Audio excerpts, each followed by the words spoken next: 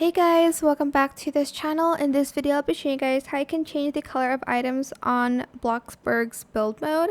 So select build mode here, and you're just going to select the item that you want to change the color of.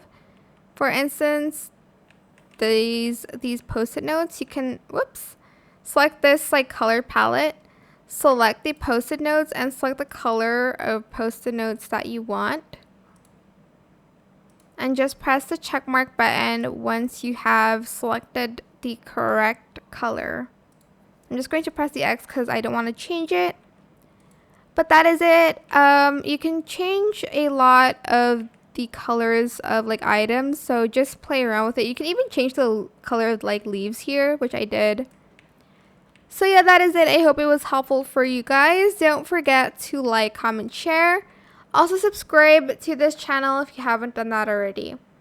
If you have any more questions about this video, just leave it in the comment section down below.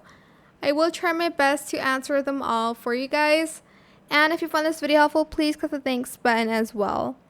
That is it for this video. Thank you so much for watching. Bye!